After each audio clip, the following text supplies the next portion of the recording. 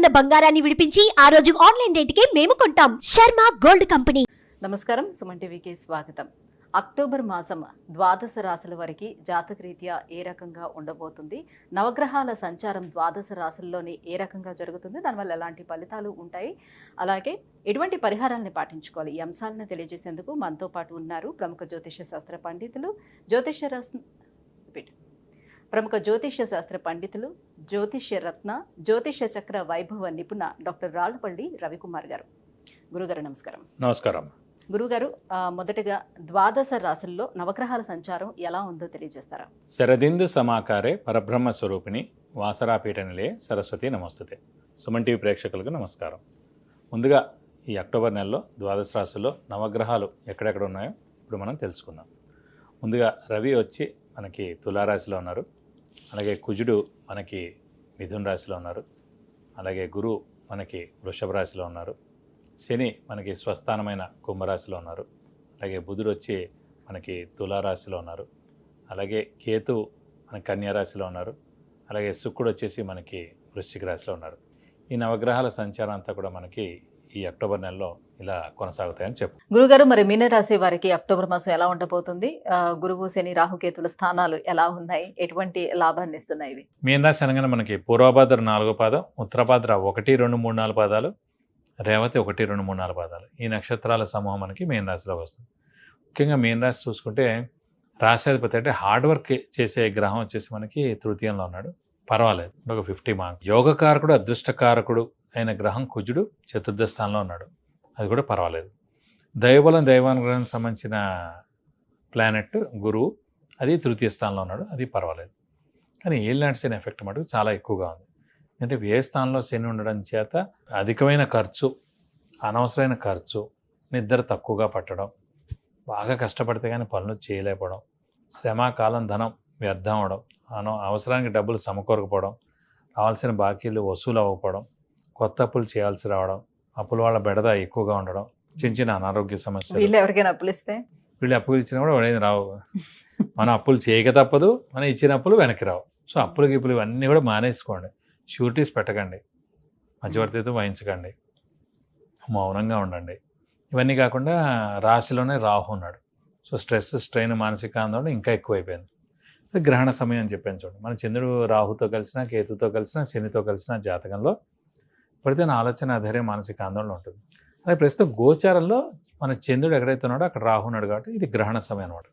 Next ఈ ఏప్రిల్తో వెళ్ళిపోతాడు, కాబట్టి ఏప్రిల్ దాకా జాగ్రత్తగా ఉంటే ఉత్తమం. అంటే ఇటు ఏలినాడ్స్ నడుస్తూ, ఇటు రాహు బలం లేక, ఇటు కేతు బలం లేక, ఇటు గురు బలం లేక, మెయిన్ ప్లానెట్స్ బలం లేనప్పుడు ఏ మనిషి కూడా సక్సెస్ అవ్వలేడు, బాగా కష్టపడాల్సి వస్తుంది. ఉద్యోగ మార్పులు ఉంటాయి, స్థానచలనం ఉంటుంది, అలాగే ఇల్లు మారచ్చు, ఉద్యోగం మారచ్చు, ట్రాన్స్ఫర్ అవ్వచ్చు, వేరే ఊరిలో జాబ్ చేయొచ్చు, ఇంట్లో పెద్దవాళ్ళు చిన్నపిల్లలు మానసికంగా బాగా ఇదిగా ఉండడం, అనారోగ్య సమస్యలు రావడం ఇవన్నీ కూడా జరుగుతుంటాయి. కొంచెం ఎలా చూసుకున్నా కూడా వీళ్ళకి మెయిన్ ప్లానెట్స్ ఏవైతే ఉన్నాయో సేమ్ కుంభరాశి వాళ్ళకి ఎలా అయితే కొంచెం ఇబ్బందికరంగా ఉందో మీనరాశి వరకు కూడా అలానే ఉంది. కనీసం ఒక ఏప్రిల్ దాటితే రాహుకేతులు మారడం చేత కాస్త బాగుంటుంది. ఇప్పుడు 4 బలంగా లేవు, అప్పుడు కనీసం 2 బలంగా ఉంటాయి. స్థానచలనం అదే ఎలా ఉంటుంది? ఖచ్చితంగా స్థానచలనం ఉంటుంది. స్థానచలనం అవుతేనే మంచిది. ప్రస్తుతం మనకి ఏళ్ళు నడుస్తుండడం, ఈ గ్రహాలన్నీ బాగాలేకపోవడం అలానే ఉన్న ప్లేస్లో ఇబ్బందులు ఎక్కువగా ఎదుర్కొంటాం. అది రెంట్ హౌస్ అయినా ఉండి, ఓన్ హౌస్ అయినా ఉండి, అలాగే జాబ్ ప్లేస్ అయినా ఉండండి. సో ఒకవేళ మార్పు వస్తే, చేంజ్ వస్తే కనుక ఖచ్చితంగా ఇల్లు అయినా అంటే ఉద్యోగమైన మార్పు పొందితే మంచిది. అది డిపార్ట్మెంటల్ చేంజ్ ఏదైనా అది వచ్చింది కదని చెప్పి మనం ఆపుకుంటే మటుకు మన తీవ్ర పరిస్థితులు ఎదురు చూడాల్సి వస్తుంది. మరి ఆర్థిక పరంగా ఎట్లా ఉంటుంది? ఆర్థిక పరంగా చాలా మిశ్రమంగా ఉందనే చెప్పుకోలేదు. ముఖ్యంగా గురువు ఆర్థికానికి ధనకారకుడు గురువే అండి. సో అలాంటి గురువు తృతీయంలో ఉన్నాడు కాబట్టి ధనం చాలా కష్టంగా రాగలుగుతుంది. ఎంత కష్టపడినా ధనం రాదన్నమాట. సో చాలా ఖర్చులు ఉంటాయి, మళ్ళీ అప్పులు కూడా చేయాల్సి ఉంటుంది, కాబట్టి ధన విషయంలో మిశ్రమంగా ఉందనే చెప్పుకోవాలి. కొంచెం మానసిక ఆందోళన అలాంటివన్నీ ఉంటాయి, రాహుకేతువుల 100% అండి. అది కూడా తప్పదు. నెక్స్ట్ అయితే ఏప్రిల్ దాకా. కాబట్టి మౌనంగా ఉండడం, ఎక్కువగా ఆలోచించకపోవడం, అన్నిటికీ దూరంగా ఉండడం, కొన్ని అవాయిడ్ చేయడం, కొన్ని ఫంక్షన్స్కి వెళ్లకుండా ఉండే ఉత్తమం.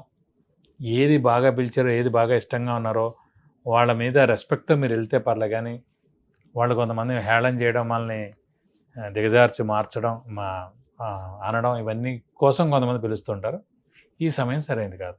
సో బంధుమిత్రులతోటి ఆ బాంధవ్యాలు ఎలా ఉంటాయి, ఆరోగ్యపరంగా ఎలా ఉంటుంది? ఆరోగ్యపరంగా మిశ్రమంగా ఉంది, చిన్న చిన్న అనారోగ్యాలు తప్పవు, కానీ సర్జరీస్ దాకా వెళ్ళవు కానివ్వండి. కానీ బంధుమిత్రులతో మటుకు మిశ్రమంగానే ఉంటుంది, ప్రాబ్లమ్స్ ఉంటాయి.